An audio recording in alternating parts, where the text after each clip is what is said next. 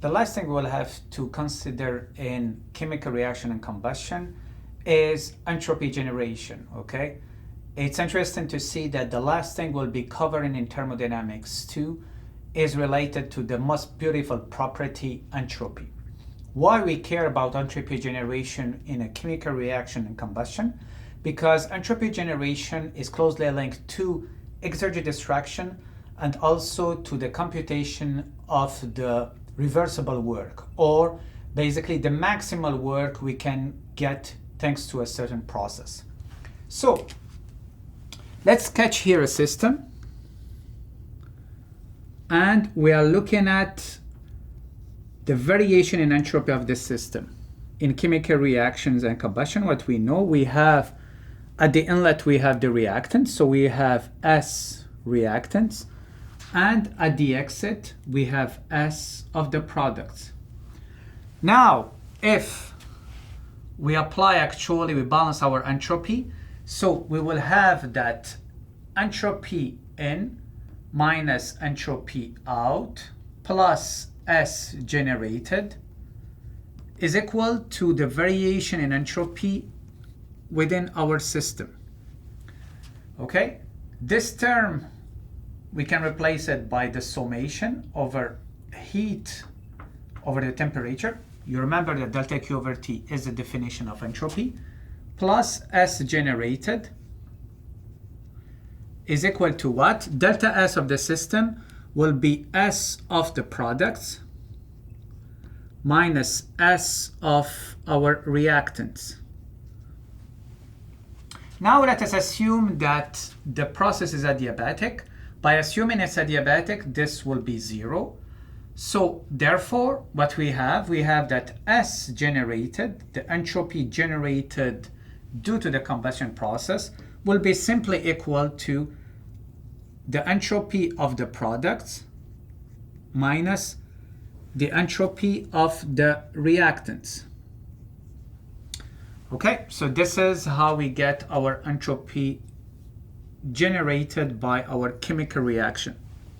Now we are facing an issue here. The issue is the same issue that we face with enthalpy. In the sense here we don't have delta S, we don't have a difference in entropy, and at the same time we don't have basically the same in and out in terms of substance. So it's important for us, the same way we did with enthalpy, to find a common reference for entropy.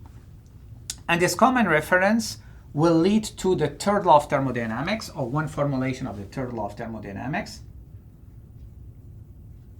Third law of thermodynamics is telling us that the entropy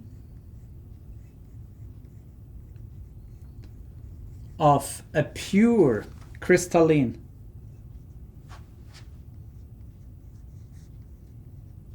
substance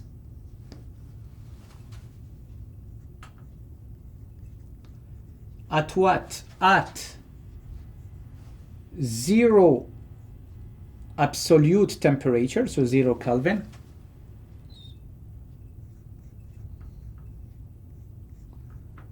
is 0.